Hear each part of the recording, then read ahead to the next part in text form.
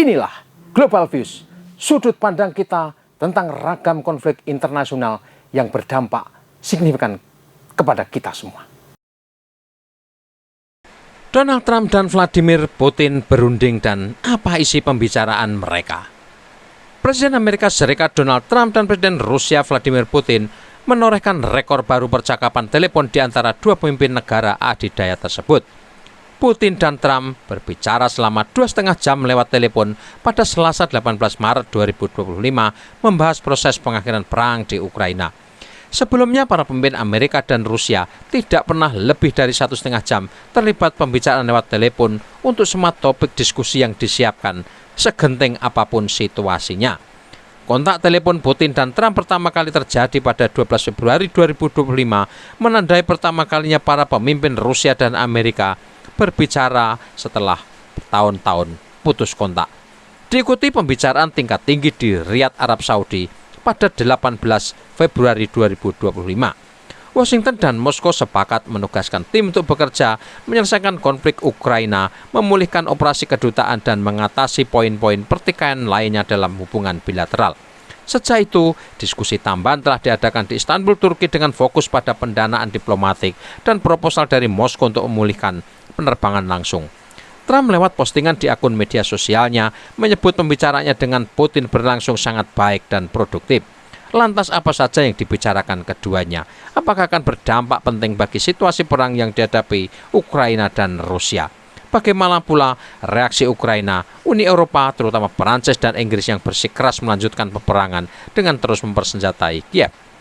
Di antara poin utama yang disepakati kedua pemimpin untuk sementara ini adalah upaya menghentikan serangan ke infrastruktur energi.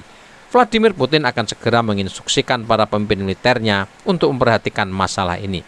Secara terperinci, ada sejumlah poin-poin mendasar yang jadi perhatian dan kesepahaman di antara Putin dan Trump. Keduanya sepakat perang di Ukraina harus diakhiri dengan perdamaian yang bersifat permanen. Para pemimpin sepakat dengan urutan waktu selanjutnya menuju perdamaian akan dimulai dengan gencatan senjata di sektor energi dan infrastruktur. Selanjutnya, diteruskan negosiasi teknis tentang penerapan gencatan senjata maritim di Laut Hitam, gencatan senjata penuh dan perdamaian yang bersifat abadi. Putin dan Trump juga membahas perlunya menghentikan proliferasi senjata strategis dan akan bekerjasama dengan pihak lain untuk memastikan penerapannya seluas mungkin. Vladimir Putin dan Trump lantas sama-sama memahami masa depan hubungan bilateral yang lebih baik antara Amerika Serikat dan Rusia memiliki kemanfaatan yang sangat besar. Masa depan itu mencakup kesepakatan ekonomi yang sangat besar dan stabilitas geopolitik ketika perdamaian telah tercapai. Sementara isu mengenai penghentian bantuan ke Ukraina, menurut Donald Trump tidak ada dalam pembicaraannya dengan Vladimir Putin. Putin hanya memberitahu Trump rencana pertukaran tawanan perang yang dilakukan Rabu 18 Maret 2025. Moskow dan Kiev sepakat bertukar 175 tawanan perang. Selain itu, Moskow akan memulangkan 23 prajurit Ukraina yang terluka parah dalam pertempuran. Jerry Nolan, seorang kolumnis geopolitik, menulis di kanal Telegram, pembicaraan Putin dan Trump telah membuat gemetar para pemimpin Eropa. Ada nuansa panik ketika muncul rumor Trump akan mendiskusikan mengenai klaim teritorial Rusia menyangkut Crimea dan Donbas. Media arus utama Eropa mengangkat isu bagaimana Trump akan menjual Ukraina dalam kontaknya dengan Putin. Lalu apa yang sebenarnya dilakukan Vladimir Putin? Ia tampaknya mendengarkan, mengangguk, lalu dengan sopan memberitahu Barat, kami akan melanjutkan pekerjaan kami dan saat kami siap untuk sepakat, kami akan melakukannya. Namun hanya dengan ketentuan kami, tulis Nolan menggambarkan reaksi Putin menghadapi histeria Eropa. Pernyataan Kremlin menurut Nolan adalah mahakarya dalam judo diplomatik. Putin memberitahu Trump cukup banyak optik penyelamat muka untuk mempertahankan citra negosiasi sambil memperjelas keamanan Rusia tidak akan dilelang. Tidak akan ada serangan terhadap infrastruktur energi. Baiklah, itu jeda, bukan konsesi. Sementara pertukaran tahanan adalah protokol standar. Apakah itu syarat niat baik?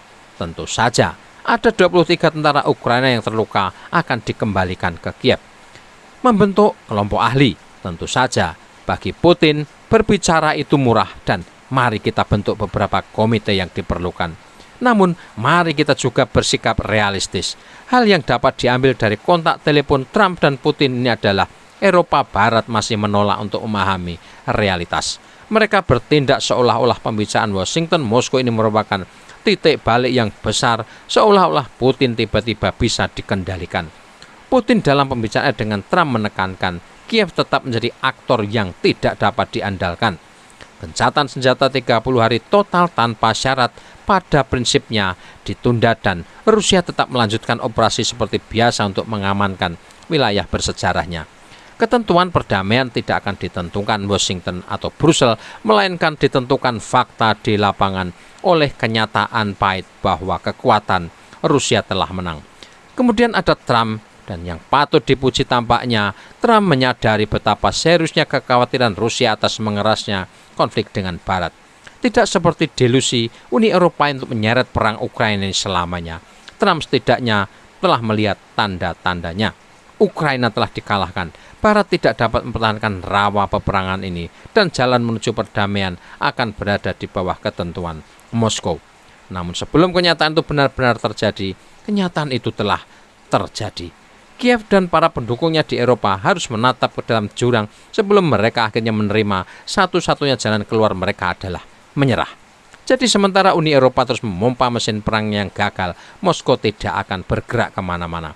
Ursula von der Leyen dan Emmanuel Macron terus berfantasi tentang pasukan penjaga perdamaian Eropa, dan Polandia serta negara-negara Baltik gemetar ketakutan karena hasutan perang mereka sendiri, sementara Moskow tetap tenang-tenang saja. Operasi pembebasan terus berlanjut, peta bergeser, dan ketika tiba saatnya, perjanjian akhir akan ditulis dengan tinta Rusia. Sementara pemimpin Eropa yang haus perang bergejolak dengan pendapatnya sendiri-sendiri, Trump dan Putin sepakat mendukung pertandingan hoki antara tim kedua negara. Ini adalah sebuah pertunjukan diplomasi tingkat tinggi yang menunjukkan arah yang benar. Amerika tidak boleh main api dengan kekuatan nuklir dunia ini. Rezim Joe Biden di 5 tahun terakhir telah membawa Amerika ke tepi jurang perang nuklir ketika terlibat sangat jauh dalam perang proksi NATO melawan Rusia di Ukraina. Aliran bantuan senjata dan dana tanpa henti ke Kiev telah memompa pertumpahan darah tiada habisnya bagi penduduk Ukraina dan Rusia. Sikap agresif itu diteruskan elit Inggris, diantaranya dianjurkan Menteri Luar Negeri David Lammy dan mantan Perdana Menteri Rishi Sunak. Inggris kini telah mendorong percepatan pengiriman senjata ke Ukraina menjelang kemungkinan gencatan senjata penuh Rusia-Ukraina. Niat kami adalah menempatkan Ukraina pada posisi sekuat mungkin secara militer dan ekonomi, kata David Lammy dikutip media Bloomberg. Kami ingin perdamaian menang, tapi kami memperoleh perdamaian melalui kekuatan dan itu berarti menempatkan Ukraina pada posisi sekuat mungkin. Lammy pun meminta Rusia menyetujui gencatan senjata tanpa syarat dan memperingatkan Putin tidak boleh dibiarkan memanfaatkan gencatan senjata untuk memperkuat militernya. Di Berlin, Presiden Prancis Emmanuel Macron dan Kanselir Jerman Olaf Scholz menekankan perlunya lebih lanjut untuk mendukung Ukraina. Langkah selanjutnya harus berupa gencatan senjata penuh untuk Ukraina dan secepat mungkin. Tentu saja jelas kami berdua juga mendukung tentang ini, kata Kanselir Olaf Scholz. Olaf Scholz menegaskan kembali Jerman akan mendukung Ukraina dan tidak akan mengecewakan Kiev, tegasnya dikutip kantor berita Reuters. Macron menyebut kesepakatan Rusia untuk menghentikan serangan terhadap fasilitas energi sebagai awal yang baik dalam proses perdamaian. Kami akan terus mendukung tentara Ukraina dalam perang perlawanan terhadap agresi Rusia, katanya. Menteri Luar Negeri Hungaria, Peter Szijjarto, menggambarkan panggilan Trump dan Putin sebagai berita bagus bagi Eropa. Hari ini, Presiden Amerika dan Rusia telah membuat langkah besar menuju perdamaian dan kami berharap Brussel tidak akan dapat lagi mencegah tercapainya kesepakatan damai, tulis Szijjarto. Ia berharap kedua pihak akan menghormati jeda serangan terhadap infrastruktur energi. Beberapa pejabat Uni Eropa sebelumnya mengatakan mereka khawatir Trump dapat mencapai kesepakatan yang tidak menguntungkan di belakang Ukraina. Kepala Kebijakan Politik Uni Eropa, Kaja Kallas, sebelum Trump-Putin berkomunikasi, menyatakan Rusia tidak dapat dipercaya. Ini adalah ucapan dan ekspresi seorang politisi asal Estonia yang dalam benaknya dipenuhi kebencian terhadap segala yang berbau Rusia. Pikirannya tidak lagi rasional. Tentu saja cara pandang seperti sangat berbahaya bagi stabilitas Eropa dan dunia yang tidak hanya diisi oleh kekuatan Barat belaka. Kaja Kallas adalah contoh ekstrim para pemimpin Uni Eropa yang ingin membawa dunia ke dalam peperangan yang sangat mengerikan. Emmanuel Macron, Keir Starmer, Ursula von der Leyen, Kaja Kallas telah menempatkan Rusia sebagai musuh dan ancaman bagi Eropa. Ketakutan itu sedemikian hebatnya yang membuat akal sehat mereka tidak lagi mampu menguasai dirinya. Disinilah Trump hadir dan berusaha mengembalikan situasi diplomasi ke kenormalan dengan memulihkan kontak langsung Washington-Moskow. Tentu saja ini perkembangan menarik dan menggembirakan karena dunia akan merasakan arah politik global yang lebih tenang. Bagaimanapun, Amerika Serikat adalah kekuatan adidaya yang pengaruhnya akan sangat menentukan sekutu-sekutu kuatnya di Eropa.